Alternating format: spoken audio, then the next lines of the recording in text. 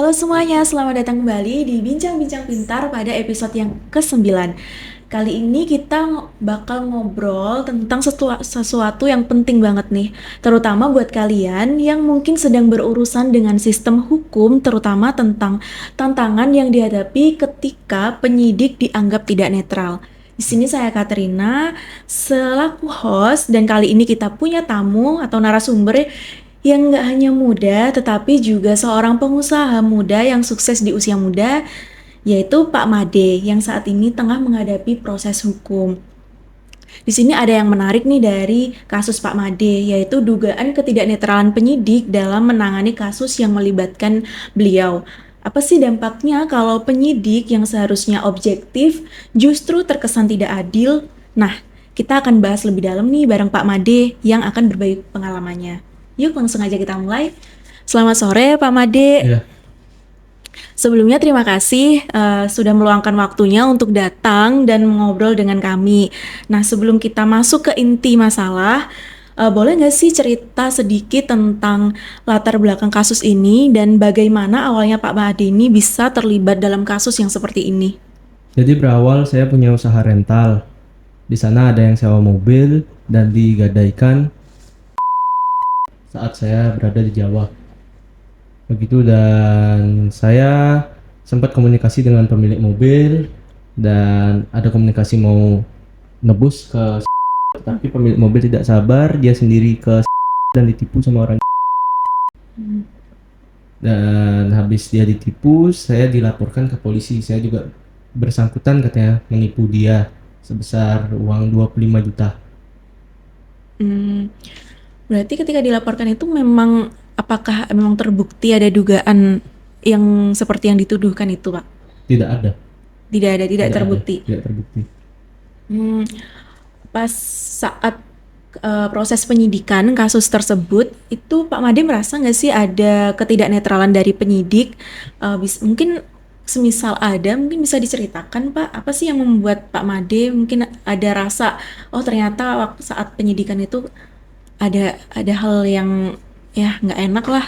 Jadi berawal saya pas ada panggilan pertama, saya ke Polda. Saya datang dengan mantan pengacara saya dan istri saya. Di sana saya datang jam 8 pagi dan saat sudah mau selesai, tertiba penyidik itu komunikasi dengan pengacara saya, pertama meminta biaya operasional untuk mengambil mobil tersebut di sebesar 10 juta. Nah, saya ke toilet pada saat komunikasi soal itu dengan mantan pengacara saya, dan saya balik dari toilet langsung disampaikan dari pengacara saya ke saya dan langsung ngobrol soal itu dengan oknum tersebut, oknum kepolisian tersebut. Hmm. Dan saya deal untuk dengan 10 jutaan tuh untuk ambil mobil di, dan esok harinya saya transfer uang sebesar 10 juta ke pengacara saya. Setelah itu pengacara saya katanya sudah ke Polda, tapi benar atau tidaknya saya tidak tahu karena oknum penyidik juga tidak mengakui mendapatkan uang dari mantan pengacara saya. Hmm. Jadi berdasarkan keterangan dari pengacara sebelumnya itu uang sudah diserahkan atau belum? Sudah, Sudah. tapi oknum penyidiknya katanya belum juga. Ada buktinya? Apa? Ada. Hmm. Nah, ketika Pak Made ini kan merasa ada ketidaknetralan ya berarti. Ada nggak sih tindakan atau keputusan dari penyidik yang menurut Pak Made ini tidak objektif atau malah merugikan Pak Made sendiri dalam penanganan perkara ini? Seperti kasus ini tarik ulur. Mungkin bisa dijelaskan tarik ulurnya itu seperti apa? Kalau sudah isi dompetnya kosong, dinaikin lagi kasusnya ini, terus didekatkan saya buat apa? Ya terakhir sih katanya pinjam duit Hmm. sebesar 10 juta, tetapi saya cuma hanya ngasih 5 juta. Dan sudah saya kasih 5 juta, stop kasusnya dulu selama 2 bulan. Setelah 2 bulan katanya sudah naik ke jaksa ya yang kemarin itu, dan suratnya nggak sampai-sampai ke saya. Saya datengin lagi ke Polda, ada panggilan ketiga. Nyampe di Polda panggilan ketiga sama seperti panggilan pertama kedua yang ditanyakan. Hmm. Berarti di sini itu apakah ada dugaan adanya tekanan dari pihak luar, Pak? ada pihak-pihak tertentu yang berusaha mungkin mempengaruhi proses penyidikan, atau ada indikasi bahwa penyidik sendiri itu terkesan lebih mendengarkan pihak lain dibandingkan Pak Made sendiri? Mungkin dengan pelapor sih. Hmm. Ada bincang-bincang soalnya kata mantan pengacara saya, pelapor minta 75 juta kasus akan dihentikan. Kenapa 75 juta saya menanyakan, kan sedangkan kerugiannya dia kata penyidiknya sendiri 400.000. Dan kenapa bisa naik 75 juta? Kata mantan pengacara saya, mereka bayar polisi untuk melanjutkan kasusnya ini, begitu katanya. Apakah di sini juga ada dugaan ada beberapa berarti ya Pak, oknum-oknum, berarti bukan hanya satu? Bukan hanya satu pastinya. Menurut Pak Made sendiri, itu seharusnya seperti apa sih Pak penyidikan yang ideal dalam menangani sebuah kasus hukum, apalagi yang melibatkan orang-orang muda, dan Pak Made ini juga sudah berkeluarga ya dan sudah punya anak. Apa yang perlu diperbaiki dalam sistem penyidikan supaya nggak ada kesan bahwa pihak yang berperkara itu diperlakukan tidak adil? Yang saya bingungin dalam kasus ini, perkara ini, mobil sudah balik, kenapa masih dilanjutkan? Dan sedangkan kata penyidik kerugiannya 400.000. Dan seperti sebelumnya saya juga pernah mobil saya pribadi hilang dan saya minta RJ karena mobilnya saya mau pakai, tapi saya tidak boleh dimintain ganti rugi. Penyidiknya itu sama. Saat RJ itu nggak boleh ganti rugi, dan setelah saya RJ saya malah minum kopi di depan Polda, terus malah curhat. Saya terlapornya, yang saya lapor, malah dibilang habis uang 35 juta per kepala diminta polisinya, sedangkan saya nggak boleh minta kerugiannya. Dalam artian tidak boleh minta kerugian itu apa Karena ya? saya sudah menyetujui untuk berdamai. Jadi di sini udah ada kesepakatan antara Pak Hiroki sendiri Iya, dengan itu penyidiknya sama. Dalam kasusnya juga sama bulannya.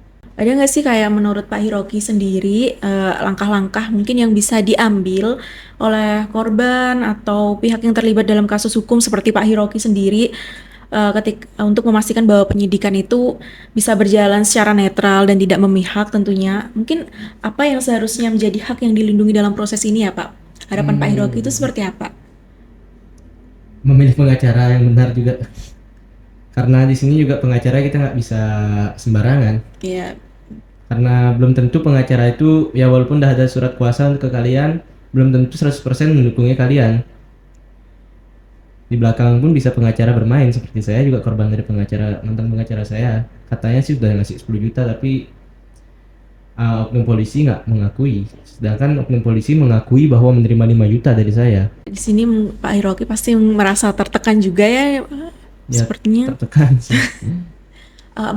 Pas dalam menghadapi kasus ini, ada nggak Pak seperti kayak ada pihak intervensi yang lain mungkin meneror Pak Hiroki dalam kasus Ada saja ini? pasti. Pernah Pak? Pernah. Tapi pas saya sudah diteror, saya akhirnya sudah mumet lah, saya ganti nomor HP karena banyakan ke WhatsApp. Apakah juga kena ke keluarga Pak Hiroki sendiri, membahayakan? Ada lah yang di kampung saya lihat berita saya, tapi ada beberapa yang mengerti lah dengan kasusnya ini. Karena mobil sudah balik, itu pun pelapor nebus kepada kepolisian. Apakah penyidik yang sama? Penyidiknya yang sama yang mengakui ke saya, malah dihina. Pelapor katanya nggak punya duit, cuma ada duit 5 juta gituin. Untuk terakhir Pak, sebagai pertanyaan terakhir, apa pesan Pak Hiroki mungkin yang bisa disampaikan pada mereka yang mungkin sedang menghadapi situasi yang serupa atau yang merasa diperlakukan tidak adil dalam proses hukum, dan mungkin bagaimana seharusnya mereka itu bisa menjaga hak-hak mereka itu agar tetap terlindungi dengan baik? Berhati-hatilah saat ada panggilan, atau kalau bisa rekam biar menghindari lah.